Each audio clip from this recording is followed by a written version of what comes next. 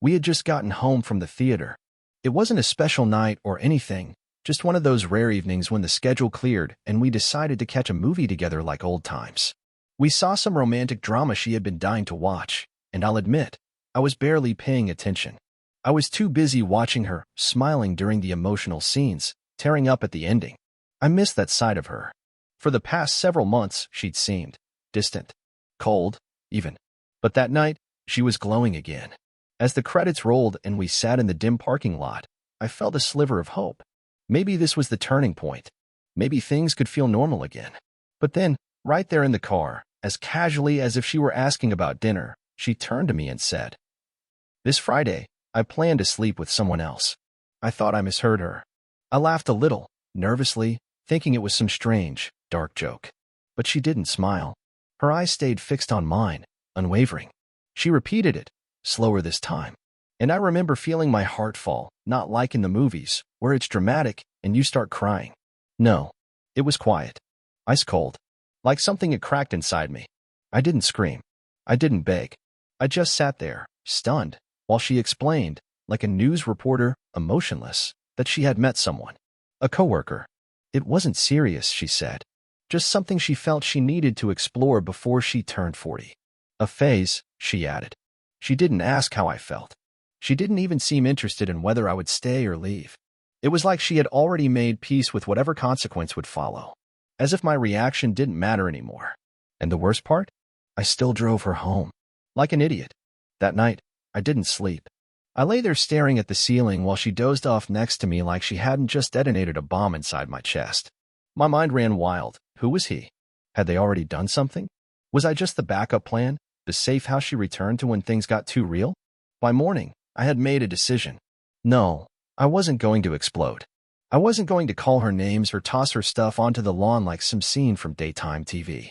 I was going to do what I do best, observe, plan, and survive. I started documenting everything. Her late nights, her phone behavior, even the way she began dressing differently when she thought I wasn't noticing. It all started to line up. Every piece of the puzzle fell into place. And then, the text came. It was Wednesday morning when I saw it flash across her screen. "Can't wait for Friday. I want you more every second." It wasn't from a name I recognized. Just an initial T. No emojis. No cutesy language. Just raw intention. She hadn't even bothered to hide the notification settings. And that's when I knew. She didn't care if I found out. In fact, part of me thinks she wanted me to. But what she didn't know was that I had already set my own plan in motion. A plan not for revenge, but for clarity. I needed to see it with my own eyes. I needed to know how deep the lie went. Friday was coming, and I wasn't going to stop it. I was going to witness it. Friday arrived quicker than I expected. I didn't confront her, didn't change my behavior. I stayed perfectly calm, like nothing was wrong.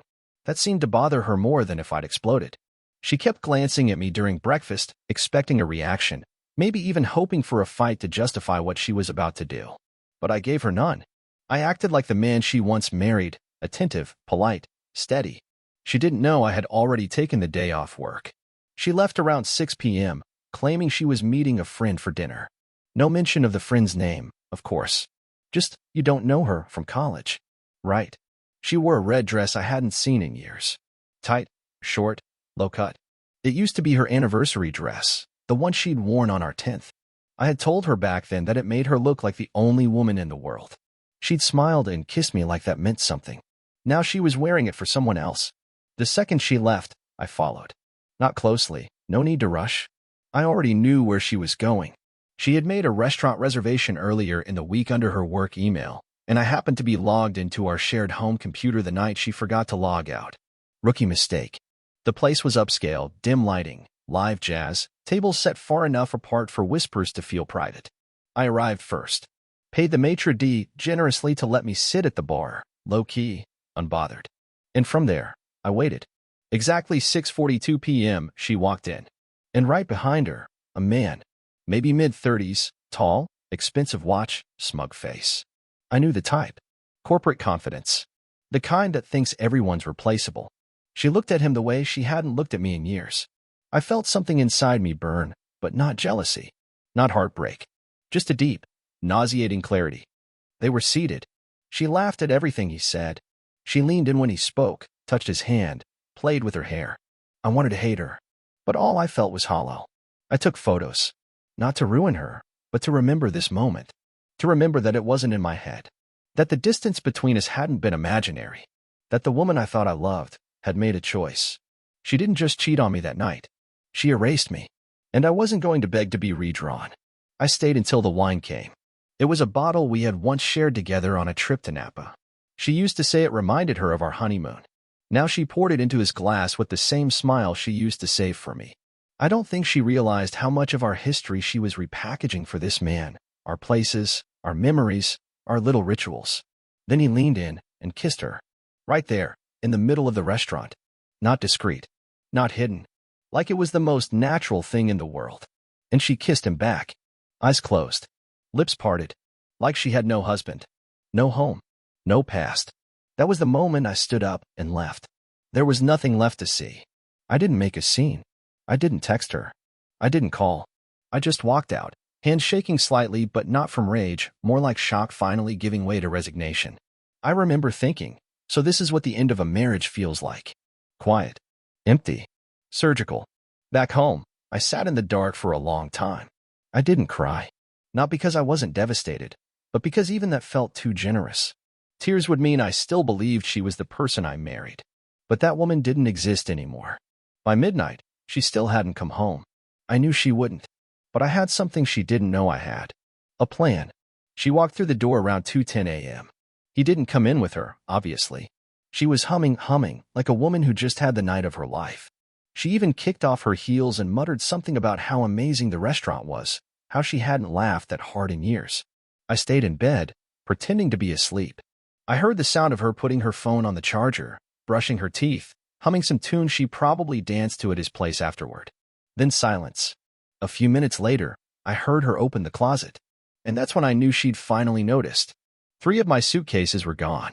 So was my passport, my work laptop, and the small fireproof safe that I had kept beneath the dresser for years, the one she never asked about, probably assuming it was just where I kept old tax records or car titles. In it were printed copies of our shared financial records, the deeds, the trust documents, and most importantly, the prenup she signed before we got married that she likely forgot even existed. I had taken it all that night, packed up quietly after leaving the restaurant. I stayed at a hotel across town. She probably thought I was just sleeping soundly in bed, none the wiser. But the truth was, her affair wasn't a betrayal anymore. It was a blueprint. She had drawn the map. I was just following it out of her life. Around 3 a.m., my phone buzzed. One message. From her. Are you here? That was it. No apology. No explanation. Just confusion. Panic hadn't set in yet. That would come later. I didn't answer. I just stared at the screen. Not because I didn't know what to say, but because I realized I didn't know her words anymore. She had burned that bridge. I was just watching the smoke. The next day, I filed the paperwork. I didn't wait. I gave her what she wanted, freedom. But freedom comes with consequences. And she was about to learn that the hard way. Monday morning, while she was probably still sipping her coffee and texting her affair partner, T, my attorney was already filing the divorce petition. It wasn't just a standard filing. I had gone to one of the most ruthless family lawyers in the state, a man with a reputation for never losing a case when betrayal was involved. He read through our prenup in silence, then gave a single nod. We'll bury her in paperwork before she even figures out how much she stands to lose. That afternoon, she called me again. I didn't answer. Then she sent a text. Why are your clothes gone? Can we talk? I still said nothing. That evening, she drove to my office. I wasn't there. I had already taken personal leave for the week. According to my coworker, she stood outside the building for half an hour, pacing. She even tried calling the front desk, pretending she was dropping off lunch. They didn't buy it. By the time she got home, the envelope was already on the kitchen counter, hand-delivered by my lawyer's courier. Inside was the full petition. I made sure to include everything. Her infidelity, the photos from the restaurant, her messages with T, and the detailed breakdown of our finances showing what she would walk away with, or more accurately, what she wouldn't. We had no kids. The house was in my name, purchased before we married. She hadn't contributed a dollar toward the mortgage. The joint account she once used for vacations and shopping sprees?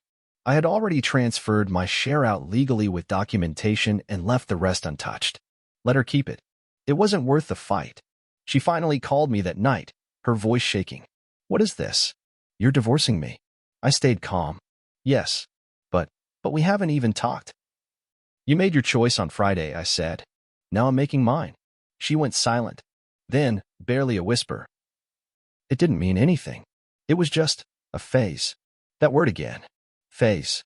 Like our marriage was a season she had grown tired of. Like the years of loyalty and love were a sweater she was ready to toss into the donation pile. I hung up without another word. She called 3 more times that night. I didn't answer, but I knew what was coming next. She wasn't going to give up quietly, because cheaters never imagine they'll be the ones left behind. By Wednesday, the tone of her texts had shifted from confusion to desperation. No more cold confidence or vague justifications, now it was full-blown panic. She left voicemails crying, saying she made a mistake, begging me to meet up just once, so she could explain. But what was there to explain? She had looked me in the eye and told me she planned to sleep with someone else. Not in the heat of an argument, not out of guilt or confusion, but with calm, intentional certainty. That wasn't a mistake. That was a decision. The next day, she showed up at the hotel where I was staying. I don't know how she figured out where I was, maybe checked our shared Google history or tracked my card. But when the knock came at my door, I didn't answer. I stood silently behind the peephole, watching her shift nervously, makeup slightly smudged, hair pulled back like she hadn't slept. For a second, I saw a flicker of the woman I used to love. Then I remembered the red dress, the kiss, the text, the smug smile she gave that man while I sat not 10 feet away. She stayed there for a few minutes. Knocked again. Whispered, "Please." But eventually she left. The next day, I got a call from her best friend, Lori. We hadn't spoken in months, but she sounded nervous, even apologetic. She told me she had no idea what was going on until recently, that my wife had started acting strangely, skipping out on girls' nights, hiding her phone. Lori confessed that when she finally pressed her about it, my wife laughed and said, "Let's just say I'm exploring a different kind of growth." Lori hadn't found it funny. Then she said something that chilled me. She told me this guy promised her everything: money, travel, freedom. She said he was going to leave his wife for her. But last night, she called me sobbing. He blocked her. Said he never meant any of it. So there it was. The affair partner, T, had used her. Whether it was for fun, fantasy, or a power trip, I'll never know. But the moment she became inconvenient, he vanished. And now she was left with nothing. No man. No marriage. No backup plan. That weekend, I met with my lawyer again. We went over the final terms. She had no legal claim to the house, no spousal support because of the prenup, and our accounts had been cleanly separated. She might try to fight it, sure, but she had no leverage. When she realized this, the tone of her messages changed again. Suddenly, I was cruel. I was punishing her. She said she didn't deserve this, that I was throwing everything away over one mistake. But that's the thing cheaters never grasp. They set the fire. They just don't expect you to walk away while it's still burning. I had done my best to keep things clean, civil, and quiet. I didn't smear her name, didn't rage post online, didn't tell her family or our friends the graphic truth. I thought I could spare her some dignity, even if she hadn't offered me any. But that illusion shattered the moment she walked into my workplace. It was a Tuesday. I had just returned to the office after a week off, hoping to quietly move forward. I told HR only the basics, going through a separation, nothing more. I didn't want the pity. I didn't need sympathy. I just needed normal. And then I heard raised voices in the lobby. She marched in, full of fury, ignoring the receptionist who tried to intercept her. Her eyes were wild, makeup smeared, clearly sleep-deprived. She had a folder in one hand, her phone in the other, and a rehearsed speech she clearly thought would win her something back. But all it did was expose how far gone she really was. "I'm his wife," she yelled. "He won't answer my calls. He won't talk to me. He's trying to destroy me." By the time security approached, my manager was already by my side. I walked out into the hallway and met her eyes for the first time in 2 weeks. It didn't feel triumphant. It didn't feel sad. It just felt final. I told her, calmly, "You need to leave. This isn't the place." She snapped. "You don't get to just disappear from my life. You don't get to erase me like this." "Actually," I said, "I do. That's what you did to me when you chose him." The entire office was watching, silent. She looked around and realized it. Realized she had just imploded in front of my coworkers, my boss, probably people who would now whisper about her for weeks. Her hand trembled as she held up the folder. This is all I have left, she said. Just look. Please. I didn't take it. I didn't need to. I already knew what was inside. Old photos. Letters. Maybe printed screenshots of apologies. Things meant to make me remember a version of her that no longer existed. But I had already grieved that version of her. She was gone. That story was over. Security gently escorted her out. She didn't resist. Later that night, I finally opened the email she sent right after the incident. It was long, chaotic, swinging between blaming me and begging me. The last line stuck with me. I thought you'd fight for me. I thought you'd at least try. But that was the problem. I did fight. For years, I fought to hold us together while she drifted further away. I tried to reach her, to remind her of who we used to be. But she was too busy planning her Friday nights with another man. Now I was finally fighting for me. And I was winning. The divorce was finalized 3 weeks later. No drawn-out court battle. No dramatic last-minute pleas. Just signatures, silence, and closure. She didn't show up to the final meeting. Her attorney did. That told me everything. There was nothing left to fight for, and even she knew it. Walking out of that office, I didn't feel bitter. I didn't feel broken. I felt light. Like I'd finally stopped dragging around something that had been rotting for years. For the first time in what felt like forever, I drove home without a knot in my stomach. No more guessing. No more waiting up for texts that never came. Just peace. That evening, I did something simple. I took myself to dinner. Alone. A small place by the lake where no one knew me. I ordered my favorite dish, sat by the window, and watched the sun set across the water. It was quiet. Calm. No drama. No lies. Just the clinking of glasses and soft music in the background. Halfway through my meal, a woman sitting a few tables away smiled at me. Not in a flirty way. Just kind. I smiled back. And that small exchange hit me harder than I expected. It reminded me that life wasn't over. That healing didn't have to be dramatic. Sometimes it begins with silence. With stillness. With knowing you made it through the storm without losing yourself. In the following months, I rebuilt. I started running again. Took a short solo trip to Arizona, hiked through red rock canyons and stood in the wind, finally feeling like I was in control of my own breath. I reconnected with old friends, opened up more than I ever had before. And bit by bit, the past stopped haunting me. Eventually, I met someone. Not in some movie-perfect way. She wasn't the one at first glance. She was just real. Patient. Honest. We talked for hours on a bench in the park the first time we met. No games. No masks.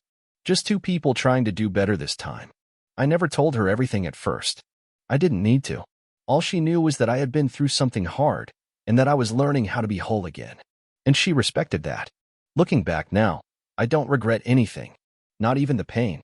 Because it taught me to stop begging people to stay. To recognize when someone doesn't see your worth anymore, and walk away before you forget it yourself. My wife once told me she planned to sleep with someone else on a Friday night. That same Friday night, without realizing it, she set me free. And I've been free ever since.